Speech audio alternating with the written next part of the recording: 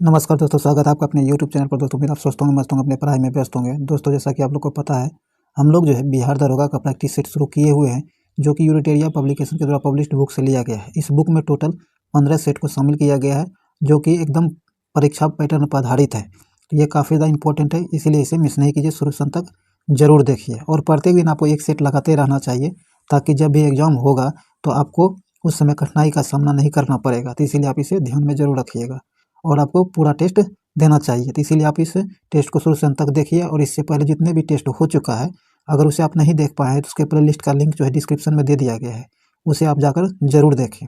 और एक ज़रूरी बात यह है कि जब भी आप टेस्ट लगाते हैं तो आप कॉपी कलम के साथ बैठा कीजिए, और कॉपी कलम से जो आपको नहीं समझ में आता है, जो आपको एक्स्ट्रा है, जो आप नहीं जानते हैं, वो ज़रूर नोट कर लिया कीजिए, ताकि एग्जाम में जब भी आया रिवीजन के टाइम जब आपको मौका मिले तो आप आराम से उसे रिवीजन कर सकते हैं। तो चलिए इस सेट को आगे बढ़ाते, ज़्यादा टाइम नहीं गवाते हैं।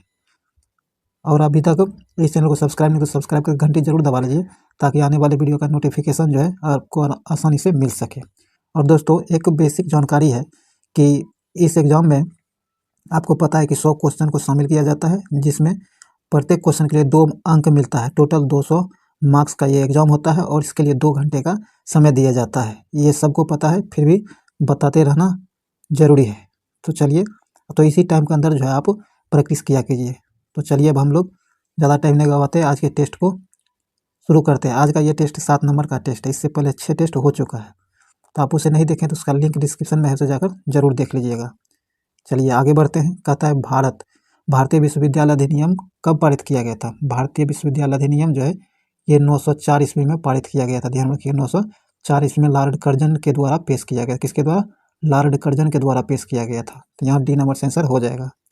आगे कहता है पोटर्स माउथ की संधि किन 2 देशों के बीच हुई थी? तो ये संधि आपको जापान और जापान और रूस के बीच, जापान और रूस के बीच हुआ था। तो बी नंबर आंसर हो जाएगा। ये आपको 1905 ईस्वी में यह संधि हुई थी, ये ध्यान रखिए, 1905 ईस्वी में। चलिए आगे है। आगे कहता है काकतीय राजवंश की का स्थापना जो है निम्नलिखित में से किसने किया था? काकतीय राजवंश जो इसकी स्थापना किसने किया था? तो ये किया था बीटा प्रथम ने। किसने? बीटा प्रथम ने इसकी स्थापना किया था, ध्यान रखिएगा। और इसकी राजधानी जो थी अमकोंड था। कहाँ? अमकोंड था, ये ध्यान रखिएगा। आगे कहता प्रथम महिला निम्न में से कौन थी जिन्होंने भारतीय राष्ट्रीय कांग्रेस के अधिवेशन को संबोधित किया था? ध्यान रखिएगा, अध्यक्ष नहीं पूछा जा रहा है, संबोधन जो किया था उनके बारे में पूछा जा रहा था। इसका सही आंसर हो जाएगा आपको कादम्बिनी गांगुली। कौन? कादम्बिनी गांगुली जी थी जिन्होंने कांग्रेस को संबोधन किया था, ये ध्यान रखिएगा। और आप कमेंट बॉक्स में ये जरूर बताइए कि पहली महिला अध्यक्ष कौन थी कांग्रेस की, ये आप बताइए। आगे आगे है राष्ट्रवादी अराहा आंदोलन का संबंध निम्नलिखित में से किससे है? तो इसका संबंध जो है आपको मजरूहुल हक से। किसे? मजरूहुल हक से है। 1 नंबर से आंसर मजरूहुल हक। चलिए आगे है। चंपारण सत्याग्रह क्या है? चंपारण सत्याग्रह के दौरान जो है महात्मा गांधी की जान की रक्षा निम्नलिखित में से किसके द्वारा किया गया था? चंपारण सत्याग्रह आंदोलन जो हुआ था उस समय गांधी जी की जान की रक्षा निम्न से किसके द्वारा किया गया था? तो ये बत्तख मियाँ के द्वारा। ये बीपीएससी में पूछा गया क्वेश्चन है, 2 से 3 बार पूछ लिया गया है। आगे कहता है अखिल भारतीय ट्रेड यूनियन कांग्रेस के प्रथम अध्यक्ष एवं प्रथम सचिव कौन थे? तो प्रथम अध्यक्ष जो थे आपको ये लाला लाजपत राय थे। कौन? लाला लाजपत राय थे। और इसके सचिव आपको दीवान चमन लाल थे। कौन? दीवान चमन लाल थे। तो ये आपको सी नंबर से आंसर हो जाएगा। और ये अखिल भारतीय ट्रेड यूनियन कांग्रेस की स्थापना जो हुआ था ये आपको 1920 में हुआ था। कब? 1920 में हुआ था, ये ध्यान रखिएगा। चलिए आगे कहता निम्नलिखित में से किस ताम्रपाषाण कालीन स्थल का संबंध बिहार से नहीं है? कहता वह ताम्रपाषाण कालीन स्थल कौन है जिसका संबंध बिहार से नहीं है? तो खेराडी है। कौन? खेराडी है। इसका संबंध बिहार से नहीं बल्कि यूपी से। कहाँ से है?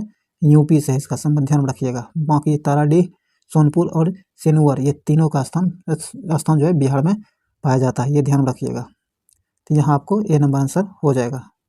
आगे हड़प्पा सभ्यता की लिपि की खोज कब की गई थी? हड़प्पा सभ्यता जो है इसकी लिपि की खोज जो की गई थी ये कब की गई थी? तो यह किया गया था आपको 1853 में। कब? 1853 में इसकी खोज की गई थी। तो यहाँ आपको डी नंबर से आंसर होगा 1853। चलिए आगे है।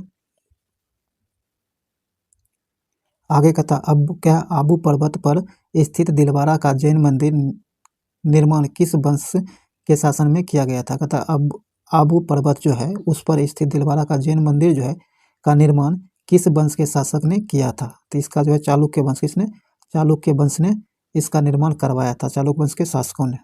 और ये जो निर्माण करवाया था ये बिमल शाह के द्वारा करवाया था। किसके द्वारा, बिमल शाह के द्वारा। ये जो था भीम प्रथम का मंत्री था, भीम प्रथम का मंत्री जो था आपको बिमल शाह था, और इन्हीं के द्वारा 1031 ईस्वी में इसका निर्माण करवाया गया था, ये ध्यान रखिएगा।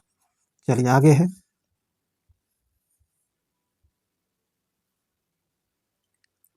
चलिए आगे कहता है दिल्ली सल्तनत के किस शासक का मूल नाम उलुग खान था। कहता है दिल्ली का वो कौन सा शासक था जिसका मूल नाम उलुग खान था। तो इसका सही आंसर हो जाएगा बलबन। क्या है, बलबन। आगे है निम्नलिखित कथनों पर विचार करें, कौन सा कथन सही है ये आपको चयन करना है। तो आइए देखते हैं। कहता हलाई दरवाजा में स्थित गुंबद वैज्ञानिक ढंग से पहला निर्मित गुंबद था। तो यह बिल्कुल सही है। आगे कहता जलालुद्दीन खिलजी ने सीरी को अपना राजधानी बनाया था, यह गलत है। यहाँ सिर्फ ए नंबर से आंसर हो जाएगा क्योंकि सिर्फ एक ही सही है। चलिए आगे बढ़ते हैं। आगे कहता है कि किस वर्ष राजीव गांधी खेल रत्न पुरस्कार का नाम बदलकर मेजर ध्यानचंद्र खेल रत्न अवार्ड कर दिया गया था। तो ये किया गया था आपको 2000 कब, 2021 में, 2021 में। पहले इसका नाम राजीव गांधी खेल रत्न पुरस्कार हुआ करता था, 2021 में इसका नाम बदलकर मेजर ध्यानचंद्र खेल रत्न अवार्ड कर दिया है। आगे कहता है यूरोपीय आर्थिक क्षेत्र में यूरोपीय संघ के देशों के अतिरिक्त कौन कौन शामिल है। तो इसमें सभी शामिल है। कौन है, सभी शामिल है। तो डी नंबर से आंसर हो जाएगा। चलिए आगे है, राष्ट्रीय पराक्रम दिवस प्रतिवर्ष कब मनाया जाता है। राष्ट्रीय पराक्रम दिवस जो है यह प्रतिवर्ष कब मनाया जाता है। तो 23 जनवरी को, 23 जनवरी को मनाया जाता है, और यह सुभाष चंद्र बोस की जयंती पर मनाया जाता है, ये ध्यान रखिएगा। आगे है कर्पूरी ठाकुर को किस वर्ष सर्वोच्च नागरिक सम्मान भारत रत्न से सम्मान किया गया था। तो यह सम्मान जो दिया गया है 2024 में दिया गया है। कब, 2024 में। और 2024 में इनके साथ 4 और व्यक्ति को भारत रत्न दिया गया था। ये यानी 2024 में 5 आदमी को भारत रत्न दिया गया था। उनमें पहला था कर्पूरी ठाकुर, उसके बाद नरसिम्हन राव, लाल कृष्ण आडवाणी, चौधरी चरण सिंह, MS स्वामीनाथन। ये 5 लोग 2024 में भारत रत्न प्राप्त किए हैं। तो यहाँ आपको 3 नंबर से आंसर होगा 2024। टोटल 53 लोगों को अब तक भारत रत्न दिया जा चुका है, ये ध्यान रखिएगा। आगे कहता है शाहजहानामा, क्या शाहजहानामा किसकी कृति है। तो ये आपको इनायत खान का, क्या, इनायत खान का कृति है, ए नंबर से आंसर हो जाएगा। आगे निम्न में किस इकाई का मूल्य कागजी स्वर्ण के रूप में जाना जाता है। तो ये जाना जाता है आपको SDR, क्या है, SDR होगा, क्या होगा, SDR, ए नंबर से आंसर हो जाएगा। आगे है फिलिप्स वक्र, क्या फिलिप्स वक्र जो है यह दर्शाता है, तो यह मुद्रास्फीति तथा बेरोजगारी को दर्शाता है, सी नंबर से आंसर हो जाएगा। चलिए आगे बढ़ते हैं हम लोग। दोस्तों अगर ये वीडियो को अभी तक आप लाइक्स नहीं किए हैं तो लाइक शेयर जरूर कर दीजिए। चलिए आगे कहता है जुड़वा घाट किसे कहते हैं। जुड़वा घाट जो है ये राजकोषीय घाटा और जुड़वा घाट नहीं, जुड़वा घाटा है, क्या, जुड़वा घाटा किसे कहते हैं। तो जुड़वा घाटा राजकोषीय घाटा एवं राजस्व घाटा को कहा जाता है, ए नंबर से आंसर हो जाएगा। आगे है भारत में घाटों की वित्तीय व्यवस्था किस संसाधनों को बढ़ाने हेतु उपयोग की जाती है। तो यह किया जाता है आपको आर्थिक विकास के लिए, किसके लिए, आर्थिक विकास के लिए, ए नंबर से आंसर हो जाएगा। चलिए आगे है, कहता है सरकार के पूंजीगत प्राप्तियों में निम्न में से क्या शामिल है। सरकार के पूंजीगत प्राप्तियों में क्या शामिल है ये आपको बताना है। तो आइए देखते हैं। कहता है ऋण के रूप में प्राप्त धनराशि, यह शामिल है। दूसरा संपत्ति बेचने से प्राप्त धनराशि, यह भी शामिल है। तो 1 और 2 ही शामिल है, तो ध्यान रखिएगा यहाँ ए नंबर से आंसर हो जाएगा 1 और 2। आगे भारत का प्रथम मल्टी मॉडल लॉजिस्टिक पार्क का निर्माण किस राज्य में किया जा रहा है। भारत का प्रथम मल्टी मॉडल लॉजिस्टिक पार्क का निर्माण जो किया जा रहा है ये तमिलनाडु में किया जा रहा है। कहाँ, तमिलनाडु में किया जा रहा है। किस संस्थान द्वारा प्रगति 2024 कार्यक्रम का शुभारंभ किया गया है। तो प्रगति 2024 कार्यक्रम का शुभारंभ जो किया गया है, यह किया गया आपको केंद्रीय आयुर्वेद अनुसंधान परिषद के द्वारा। ए नंबर से आंसर हो जाएगा। आगे कहता है किस सुरंग को देश के सबसे ऊंचे सुरंग के रूप में आधिकारिक पहचान मिली है?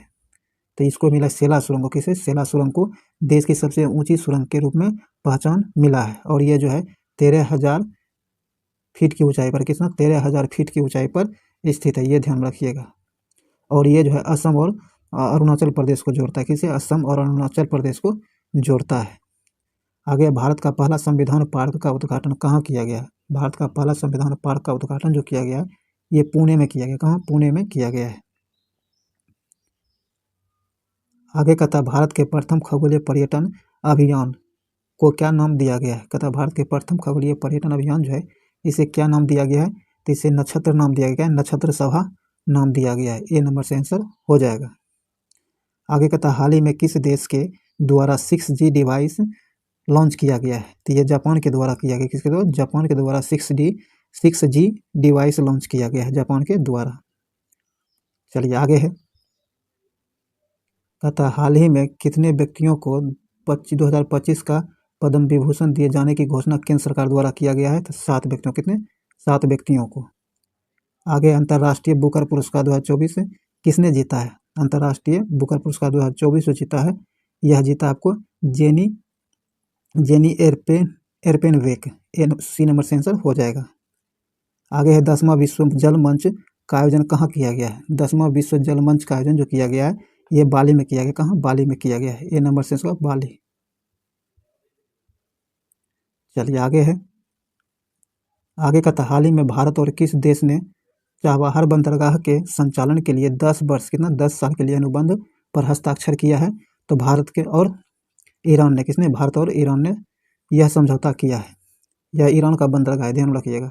आगे कहता है विश्व आर्थिक मंच के यात्रा एवं पर्यटन विकास सूचकांक 2024 में भारत का रैंक क्या रहा है? तो इसमें भारत का रैंक जो रहा है 39वां रैंक भारत का रहा है। डी नंबर से 39वां।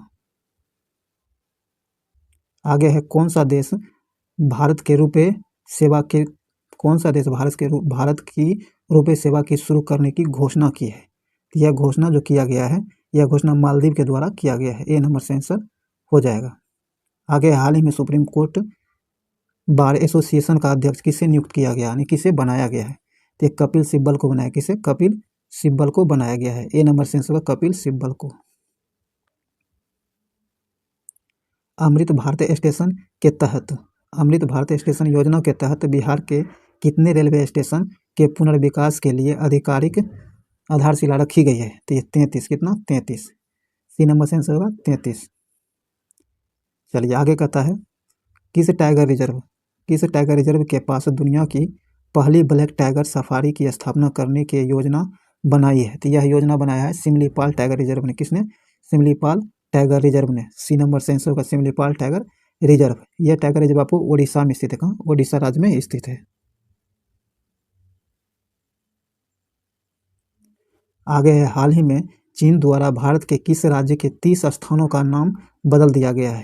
तो यह अरुणाचल प्रदेश के 30 स्थानों का नाम चीन के द्वारा बदल दिया गया है। तो यहाँ आपको डी नंबर से आंसर होगा अरुणाचल प्रदेश।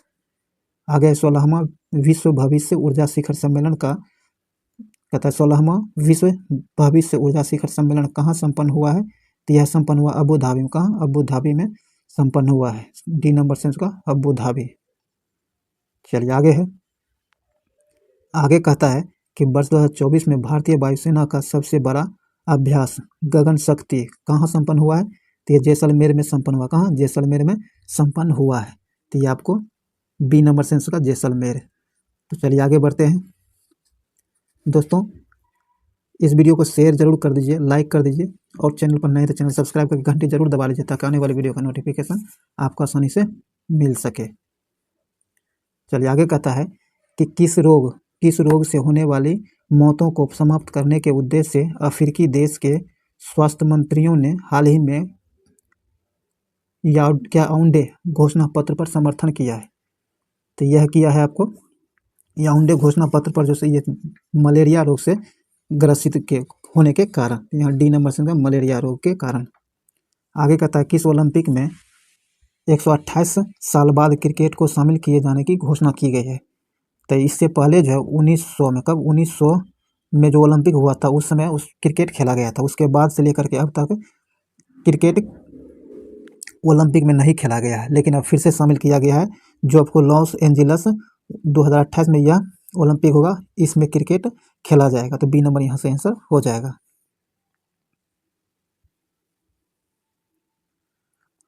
तो आइए, ये आपको एक शब्द दिया है और इसका इडियम्स खोजना है, तो इसका सही आंसर आपको हो जाएगा डी नंबर। चलिए आगे कहता है, आगे अपोजिट नंबर खोजना, ये सॉरी अपोजिट शब्द खोजना है। तो जो वर्ड दिया गया है स्कॉलरी, इसका शाब्दिक अर्थ, इसका अर्थ होता है क्या, विद्युतापूर्ण।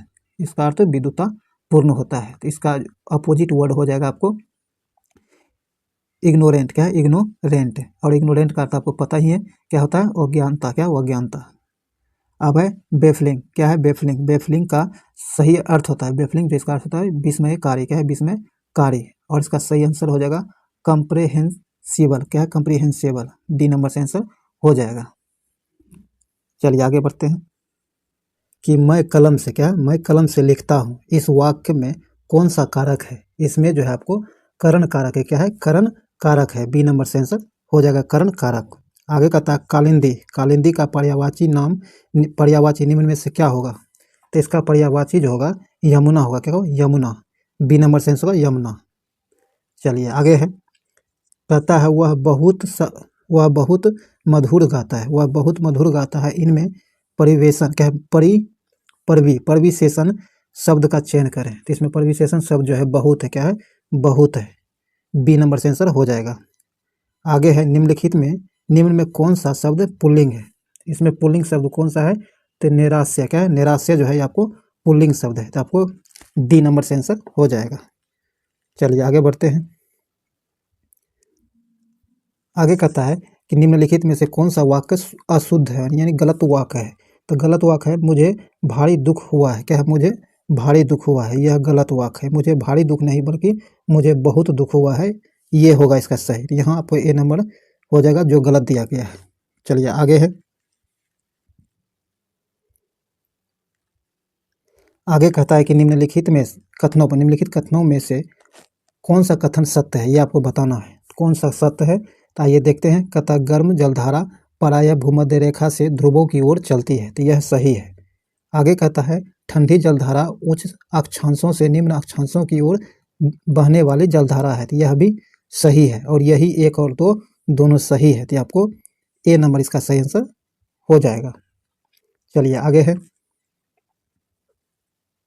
आगे कहता तस्मान सागर तथा दक्षिण चीन सागर को जोड़ने वाली जल संधि निम्नलिखित में से कौन सा है। तो इसका सही आंसर हो जाएगा बॉस जल संधि। कौन, बॉस जल संधि जो है ये आपको तस्मान सागर और दक्षिण सागर को जोड़ता है।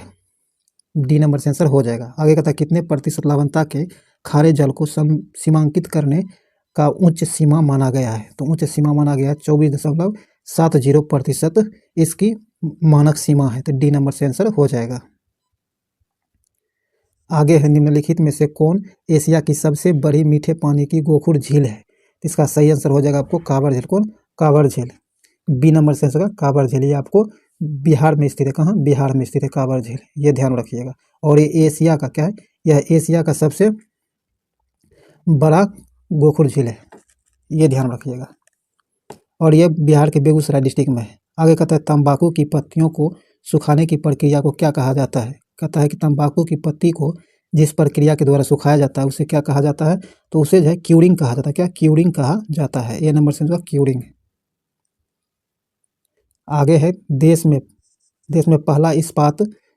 पहला लौह इस्पात कारखाना कब स्थापित किया गया था। तो यह स्थापित किया गया था 1874 में। कब, 1874 में। ए नंबर से 1874। आगे निम्नलिखित में से कौन सा उष्णकटिबंधीय घास का मैदान नहीं है। उष्णकटिबंधीय घास का मैदान कौन नहीं है, तो पेम्पास जो है आपको उष्णकटिबंधीय घास का मैदान नहीं है। ए नंबर से आंसर हो जाएगा। आगे कहता है कि वर्ष 2011 की जनगणना के अनुसार सर्वाधिक दशकीय वृद्धि वाले केंद्र शासित प्रदेश कौन सा है। तो आपको अंडमान निकोबार। कौन, अंडमान निकोबार। सी नंबर से आंसर हो जाएगा। आगे है विश्व आपदा नियंत्रण दिवस निम्नलिखित में से किस तिथि को मनाया जाता है। तो विश्व आपदा दिवस जो मनाया जाता है ये आपको 13 अक्टूबर को मनाया जाता है। कब? 13 अक्टूबर को मनाया जाता है। ए नंबर से होगा 13 अक्टूबर को। चलिए आगे है, आगे कहता है कावला कावला वन्य जीव अभ्यारण्य निम्नलिखित में से किस राज्य में स्थित है। कावला वन्य जीव अभ्यारण्य जो है ये आपको तेलंगाना में स्थित, कहाँ? तेलंगाना में स्थित है। बी नंबर से आंसर हो जाएगा। चलिए आगे है, आगे कहता है कि निम्नलिखित में से किस अधिनियम या एक्ट के तहत कलकत्ता की सरकार को बंगाल, बिहार, उड़ीसा के लिए भी विधि बनाने यानी कानून बनाने का अधिकार प्रदान किया गया था। तो यह अधिकार दिया गया था आपको एक्ट ऑफ सेटलमेंट एक्ट 1781 के तहत। बी नंबर से आंसर हो जाएगा। आगे संविधान के प्रारूप समिति का गठन कब किया गया था। संविधान के प्रारूप समिति का गठन जो किया गया था ये 29 अगस्त 1947 को, कब? 29 अगस्त 1947 को किया गया था। सी नंबर से आंसर हो जाएगा।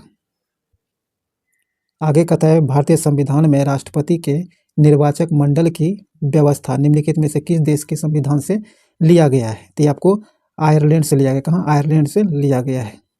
डी नंबर से आंसर होगा आयरलैंड। सिर्फ निर्वाचन पद्धति ली गई है, ये ध्यान रखिएगा। आगे है संविधान के किस भाग में संशोधन। कहता है संविधान जो है, संविधान के किस भाग में संघ राज्य का उल्लेख किया गया है। संविधान का कौन से भाग है जिसमें संघ राज्य का उल्लेख किया गया है। तो ये भाग 8 है। कौन? भाग 8 है। बी नंबर से आंसर होगा भाग 8। आगे भारतीय संविधान के लिए, भारतीय संविधान के किस अनुच्छेद में, भारतीय संविधान जो है कि किस अनुच्छेद में अल्पसंख्यकों को अपने धर्म के प्रसार हेतु शिक्षण संस्थानों की स्थापना का अधिकार दिया गया है। तो यह अधिकार अनुच्छेद 30 में दिया गया। कहाँ? अनुच्छेद 30 में दिया गया है। डी नंबर से आंसर हो जाएगा। आगे है निम्नलिखित में से वे कौन से प्रधानमंत्री बने जो पहले राज्यसभा के सदस्य थे। तो इसका ये पहले पूछ रहे हैं, तो पहले राज्यसभा थे और बाद में आके प्रधानमंत्री बने थे। ये एच डी देवगौड़ा। कौन? H D Deve Gowda. A number से आंसर हो जाएगा।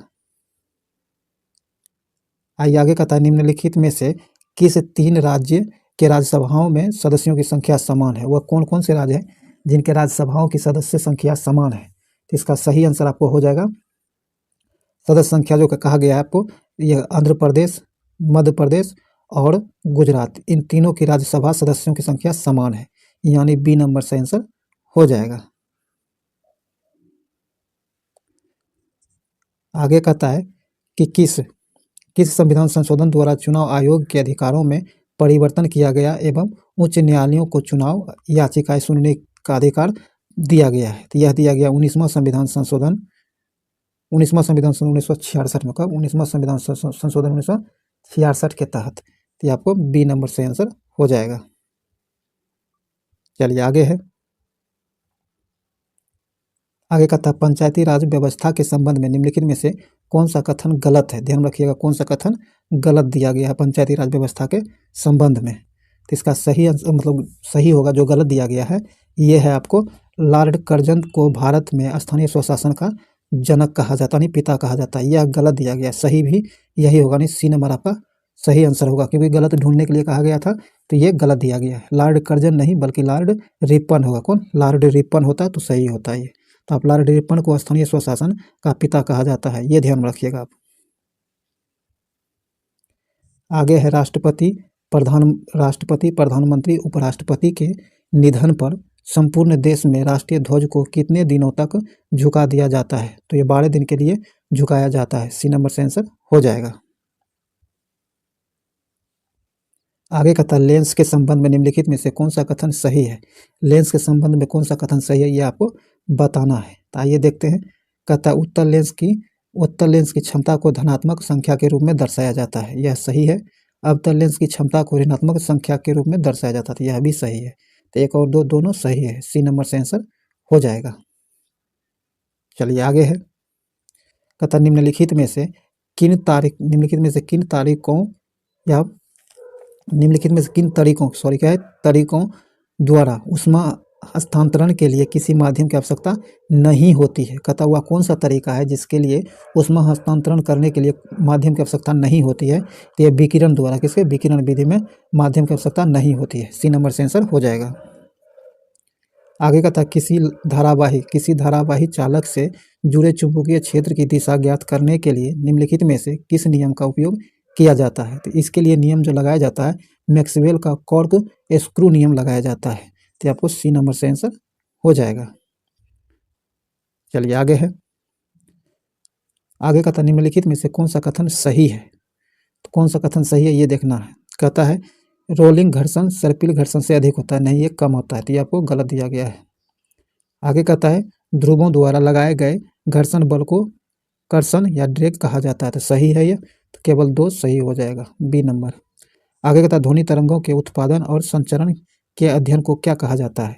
तो इनके उत्पादन और संचरण को ऑक्स्टिक्स कहा जाता है। तो ये आपको डी नंबर से आंसर हो जाएगा। आगे कहता है टोकामक नामक उपकरण निम्नलिखित में से किस प्रकार के ईंधन से संबंधित है।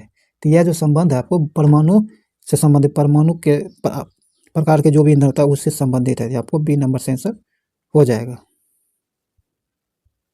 चलिए आगे है,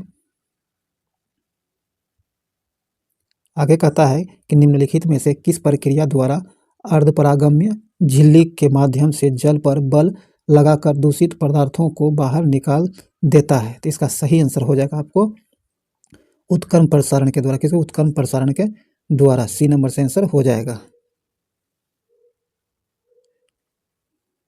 आगे कहता है रदरफोर्ड के परमाणु मॉडल के संदर्भ में निम्नलिखित में से कौन सा कथन सही नहीं है। ध्यान रखिएगा, सही नहीं यानी जो गलत है उसे ढूंढना है। कहता नाभिक का आकार परमाणु के आकार की तुलना में काफ़ी ज़्यादा होता है यानी बड़ा होता है, यह गलत है। ए नंबर से आंसर हो जाएगा जो गलत दिया गया है। चलिए आगे है, आगे कहता है कि निम्नलिखित में से कौन सी मिश्र धातु तांबे और जस्ते से बनी हुई होती है। तो इसका सही आंसर आपको जो है डच धातु, क्या है डच धातु जो है ये आपको तांबे और जस्ते के मिश्रण से बना होता है। आगे निम्नलिखित में से कौन सा सिलिकॉन डाइऑक्साइड का एक गुण है। सिलिकॉन डाइऑक्साइड का कौन सा एक गुण है। तो इसका गुण है कि इसका गलनांक उच्च होता है। डी नंबर से आंसर का इसका गलनांक उच्च होता है। आगे कहता निम्नलिखित में से कौन सा पोटेशियम लवण एक खनिज पूरक है जिसका उपयोग रक्त में पोटेशियम के निम्न स्तरों के उपचार या रोकथाम के लिए किया जाता है। तो इसका सही आंसर हो जाएगा पोटेशियम क्लोराइड। क्या है पोटेशियम क्लोराइड, ए नंबर से आंसर हो जाएगा। आगे है वह प्रक्रिया जिसमें धातुओं को उसके अयस्कों द्वारा गलनांक बिंदु से अधिक गर्म करके निष्कर्षण किया जाता है, क्या कहलाता है। तो यह जो है आपको कहता है वह प्रक्रिया जिसमें धातुओं को उसके अयस्कों द्वारा गलनांक बिंदु से अधिक गर्म करके निष्कर्षण किया जाता है। तो ऐसी प्रक्रिया को क्या कहा जाता है। ऐसी प्रक्रिया को परगलन कहा जाता है। क्या परगलन कहा जाता है, बी नंबर से आंसर परगलन।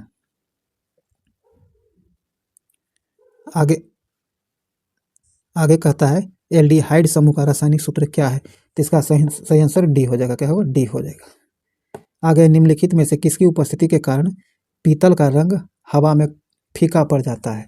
तो यह हाइड्रोजन सल्फाइड के उपस्थिति के कारण, तो बी नंबर से आंसर हो जाएगा। आगे कहता है कि निम्नलिखित में से कौन सा कथन यौगिक के बारे में सत्य नहीं है, यौगिक के बारे में सही नहीं कहा जा रहा है। तो इसका सही आंसर होगा कि जो गलत दिया गया है इसके हिसाब से कि यौगिक में एक परिवर्तनशील संरचना होती है। यह डी नंबर गलत दिया गया है और गलत ही ढूंढना है, डी नंबर से आंसर हो जाएगा। चलिए आगे बढ़ते हैं हम लोग। दोस्तों अगर ये वीडियो आपके लिए यूजफुल लग रहा होगा, आपको बुझा रहा होगा कि ये आपके लिए यूजफुल है, तो आप इसे लाइक कर दीजिए, शेयर जरूर कीजिए अपने दोस्तों के साथ ताकि मैक्सिमम लोगों तक पहुंच सके। चलिए आगे बढ़ते हैं। आगे कहता है विटामिन के संबंध में निम्नलिखित में से कौन सा कथन गलत है। विटामिन के बारे में कौन सा शब्द गलत कहा गया है ये आपको बताना है। तो ये कहा गया है कि आंत में कुछ बैक्टीरिया विटामिन का उत्पादन नहीं करता है, ये गलत बात है। तो यहाँ सी नंबर से आंसर हो जाएगा जो गलत दिया गया है। आगे कहता है जब भोजन ग्लूकोज का विघटन ऑक्सीजन के उपयोग के बिना होता है तो इसे क्या कहा जाता है। तो इसे अवयवी शोषण कहा जाता है, बी नंबर से आंसर हो जाएगा। आगे कहता है सभी जीवित प्राणियों के लिए ऊर्जा का अंतिम स्रोत निम्नलिखित में से क्या होता है। तो ये सूर्य होता है। क्या होता है, सूर्य होता है, डी नंबर से आंसर होगा सूर्य। आगे कहता है निम्न में से वह कौन सा वंशानुगत रक्त विकार है जो हीमोग्लोबिन जीन को प्रभावित करता है और जिसके परिणाम स्वरूप अप्रभावित रक्ताणु उत्पत्ति होती है। तो इसका सही आंसर हो जाएगा आपको थैलेसीमिया। क्या है? थैलेसीमिया। ए नंबर से थैलेसीमिया। आगे निम्नलिखित में से कौन सा रोग कवक के कारण होता है? कहता निम्नलिखित में से कौन सा, ये रोग नहीं होगा, रोग होगा। क्या होगा? ये रोग होगा, ध्यान रखिएगा, रोग। कहता निम्नलिखित में कौन सा रोग है जो कवक के कारण होता है? तो कवक के कारण होने वाला रोग दाद है। क्या है? दाद है। सी नंबर से दाद। आगे कहता निम्नलिखित में से कौन सा महिलाओं में प्राथमिक यौन यंग है? तो प्राथमिक यौन यंग जो महिलाओं में पाया जाता है ये आपको अंडाशय होता है। क्या होता है? अंडाशय होता है। सी नंबर से होगा अंडाशय। आगे कोशिका में भरे जाने वाले तरल पदार्थ जिसे मैट्रिक्स को क्या कहा जाता है? तो इसे जो कहा जाता है आपको एस्टोप्लाज्म कहा जाता है। एस्टोप्लाज्म कहा जाता है। तो ये आपको साइटोप्लाज्म, क्या है? साइटोप्लाज्म कहा जाता है। सी नंबर से आंसर हो जाएगा। आगे का था निम्नलिखित में से कौन सा जटिल अस्थाई पादप उत्तक है? निम्नलिखित में से कौन सा जटिल अस्थाई पादप उत्तक है? तो इसका सही आंसर जाइलम होगा। क्या होगा? जाइलम। ए नंबर से जाइलम। चलिए आगे कहता है कि निम्नलिखित में से वह कौन सा कोशिकांग अंतःकोशिकीय परिवहन के लिए मार्ग और निर्माण सतह दोनों के रूप में कार्य करता है? तो ये हो जाएगा आपको एंडोप्लाज्मिक रेटिकुलम। डी नंबर से आंसर हो जाएगा। आगे है जटिल खाद्य पदार्थ किसकी सहायता से सरल पदार्थों में टूटता है? तो ये एंजाइम के सहयोग से टूटता है। ए नंबर से इसका एंजाइम। चलिए आगे बढ़ते हैं। आगे आपको ये मैथ है तो आप इसका आंसर ले लीजिए और आप इसे सॉल्व जरूर कर लीजिएगा। तो 96 का आंसर आपको डी हो जाएगा और इसे सॉल्व कीजिएगा जरूर, ऐसा नहीं कि छोड़ दीजिएगा। वैसे हम भी व्यवस्था कर रहे हैं कि लिखने में आसान हो तो हम ही सॉल्व कर दिया करेंगे, लेकिन तब तक आप लोग मेहनत करिए। यहाँ बी नंबर 97 का बी नंबर हो जाएगा आंसर। चलिए आगे है 98 जो है 98 का आंसर आपको ए हो जाएगा 72 किलोमीटर प्रति घंटा। और 99 जो है 99 का आंसर आपको सी हो जाएगा 1000। और आखिरी क्वेश्चन का आंसर 100 का आंसर जो होगा ये आपको 5% होगा। कितना? 5%। डी नंबर इसका सही आंसर हो जाएगा। तो ये सभी 5 को मैथ है, तो इस 5 मैथ को जो है आपको आसानी से सॉल्व कर लीजिएगा। तो चलिए दोस्तों ये वीडियो यहीं समाप्त करते हैं। दोस्तों जाने से पहले अगर अभी तक आप चैनल को सब्सक्राइब नहीं किया तो सब्सक्राइब कर घंटी दबा लीजिए ताकि आने वाले वीडियो का नोटिफिकेशन आपको आसानी से मिल सके। और इससे पहले जितने भी सेट करा दिए गए अगर आप नहीं देख पाए तो उसके प्लेलिस्ट का लिंक डिस्क्रिप्शन में उसे जाकर जरूर देखिए। तो चलिए इस वीडियो को यहीं समाप्त करते हैं, मिलते हैं अगले वीडियो में। तब तक के लिए जय हिंद।